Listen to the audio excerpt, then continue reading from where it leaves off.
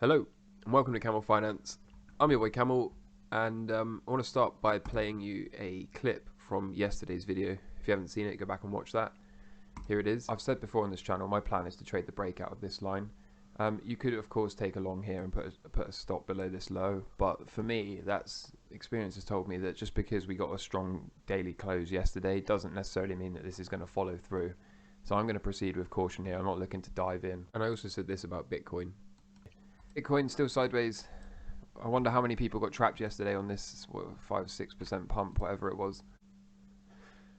So there's no substitute for experience, and experience has just told me FOMC, a lot of games get played, and you could see that rushing in yesterday would have been horrific. Bitcoin I think is even worse at the moment. So yeah, I mean yesterday we were only up here, but it just goes to show that you definitely don't want to be rushing in around FOMC. Zooming out gives us a slightly different picture. We're still sideways. I mean, this felt horrible, I'm sure, for a lot of people, but we haven't lost the lows, so we can't get super bearish. It's quite possible that we'll continue this sort of downward trajectory, although maybe just undercut these lows, maybe take them out. It's starting to feel a little bit like we're going to get a giant plunge. Are we? Nobody knows, really. Until we lose the lows, we can't get super bearish. And I would think we're due a bounce sometime in the next week or two. For the stock market, as I said, I'm not looking to take on any weekend risk. But zooming out again, yes, we've undercut the lows here. We've wicked below, but we've recovered them. And even on a closing basis, we're still sort of only marginally lower. Today, the futures are slightly red, so this could easily become a plunge. But again, I would think that it's not really any requirement to be super bearish at the moment, although things are starting to look worse and worse and worse. Game plan for me, as I've said, is still a breakout of this trend line. I stand by my thesis for Bitcoin, although I was thinking I didn't really see this move coming, but that doesn't mean that we're not still going to resolve up into this purple box. I still think we are, unless we take out these lows and start an absolute plunge. Then of course I would have to accept defeat on this thesis, but for now this seems like typical Bitcoin behavior. We're just upsetting everyone, making everyone get bearish, then we'll flip bullish somewhere around here, probably make a new local high, and everyone will be going, that's it, bull run back on, we're going to new highs. And then I think it will make it up around into this box, and it'll be difficult for a lot of people to be bearish here. I think most people are going to be super excited that we're about to go to new highs, and I think that's when Bitcoin upsets everyone and puts in a big true dip. But of course we're likely getting ahead of ourselves. For now we just have to trade what's in front of us. I absolutely am not claiming to know what's going to happen. This is just what I expect to happen. Of course if we lose these lows, then we have to deal with that accordingly. So a lot of waffle from me so far. Luna Foundation has bought another $1.5 billion in Bitcoin to back its UST token, its UST stable coin. So that equates to, what on earth is this? That equates to 37,863 Bitcoin, which is an absurd amount of Bitcoin. So you might be thinking, why didn't the price pump if that's the case, if they bought all this Bitcoin yesterday? Well, it's because they bought it OTC. It says right there, actually, OTC swap with Genesis. So that means they weren't bidding the market up, which is why the market can still crash despite this enormous amount of transfer.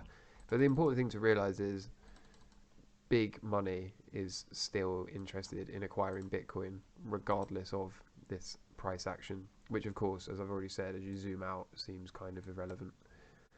We're still sideways, still boring. So I think I'll leave you with this. It's going to be a quick one for me. There's honestly not much to talk about really, apart from FOMC. Is a lot of games are going to be played, and I think we need to give it a few more days to let the dust settle. But meanwhile, in Turkey, their annual inflation has hit a 2-decade high of 70% in April. 70%. Can you imagine? Can you imagine what that must feel like? How horrible. I'm sure this is coming to all of us eventually. I think this is just they're a little bit ahead of us at the moment. But I have no doubt in my mind that this is coming to us. Yeah, here's the real figure, 69.9%. Absolutely horrible for the Turkish. And you notice the Bitcoin chart is a different shape.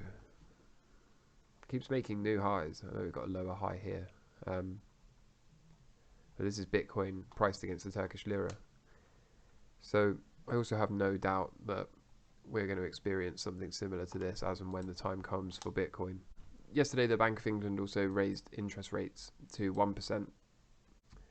And they claim that we might have a recession, if recession fears are growing, and that inflation could reach 10%. Obviously, we already know on this channel that inflation's already north of 10%, significantly north of 10%. Recession fears are certainly creeping in. It seems more and more likely. Since we had the yield curve invert not that long ago, then you'd expect a real recession not to set in for a little while.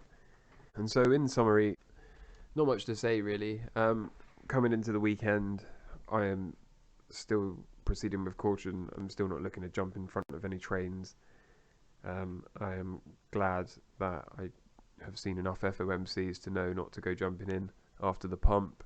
I hope you didn't get chopped up or hurt too badly during this. I'd like to say that everything's going to be fine, and it probably will be, because it usually is, but it's starting to look worse and worse and worse. That's not to say I'm negative. That's not to say I'm bearish yet. We are still above the lows. So I think it just needs a few more days, a bit more patience, just let the dust settle, and I'll be showing you how I proceed going forward anyway. Got some videos coming out this weekend probably. I think I'm going to try and do one on the housing market, since we had the Bank of England raise interest rates. So I know a lot of people are going to be struggling on their mortgages. I will try to cover that a little bit. So stay tuned for that. And in the meantime, subscribe, like, comment, all of that stuff. Let me know if you succeeded in making some money off the back of FOMC. Throw that down in the comments. I'd be interested to know. Or let me know if you just didn't trade like I didn't. And in the meantime, hope you have a lovely weekend. Take care. All the best. Bye.